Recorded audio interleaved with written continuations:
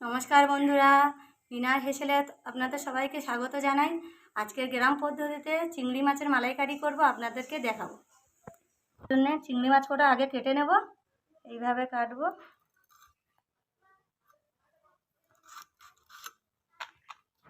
মাঝখানের খোসাগুলো আমি একটু ছাড়িয়ে নেব।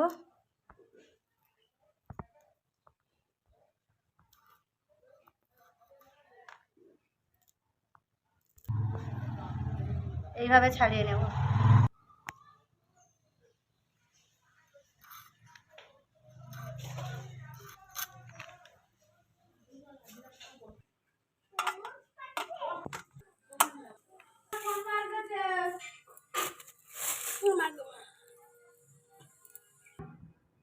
খাবে বলতে খান কুমার খাবে।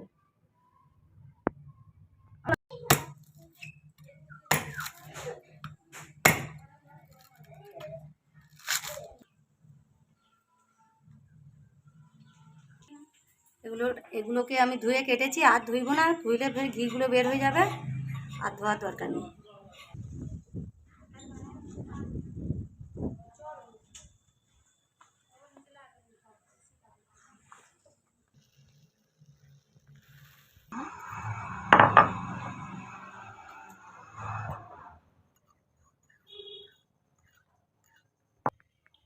এই মালাইকারির জন্য সর্ষে আর কাঁচা লঙ্কা একসঙ্গে বেটে নেব।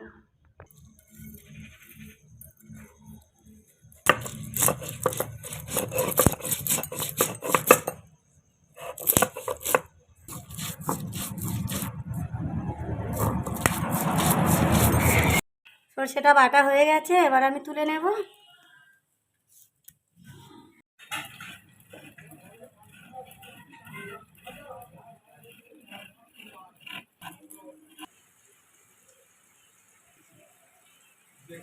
নারকেলটা কড়া হয়ে গেছে, এবার নারকেলের দুধটা এইভাবে বের করে নিতে হবে।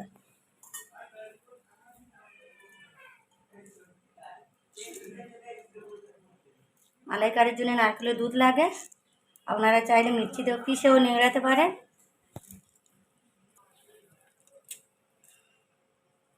মালাইকারির জন্য চিংড়ি মাছটা মাখিয়ে নেবো। প্রথম দিয়ে দেবো নুন, তারপর দিয়ে দেবো হলুদ, এগুলো দিয়ে ভালো করে মাখিয়ে নেব। নুনটা ধরিয়ে নেব। আমাদের এখানে তালপাতা দিয়ে নুন ধরানো হয়।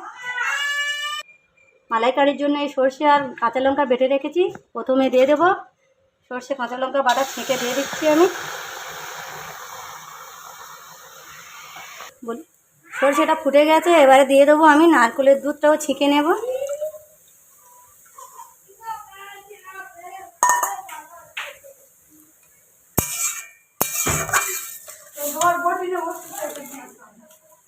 এরকম এটা ভালো করে ফুটলে তারপরে আমি চিংড়ি মাছটা দিয়ে দেবো।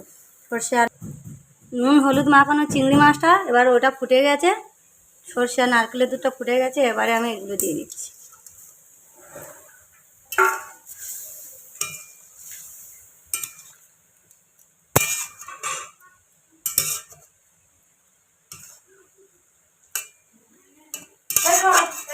আর একটু নুন দিয়ে দিচ্ছি, চিংড়ি মাছের সঙ্গে অল্প একটু দিয়েছিলাম, আর একটু আমি নুন দিয়ে দিলাম। এভাবে নাড়াচাড়া করতে হবে। এবার দিয়ে দেবো স্বাদের জন্য একটু চিনি। এই কাঁচা লঙ্কাগুলো এবারে দুখাদি করে ভেঙে ভেঙে দিয়ে দেবো।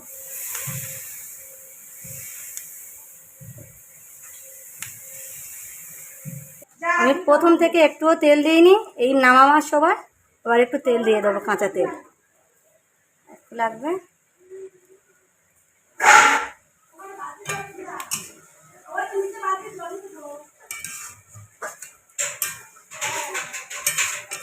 দিয়ে একটু ফুটিয়ে নেব, নামিয়ে এবারে হয়ে গেছে, মাখো মাখো করে নামিয়ে নিচ্ছি। আপনারা এইভাবে বাড়িতে তৈরি করে খাবেন, খেয়ে বলবেন কেমন হয়েছে।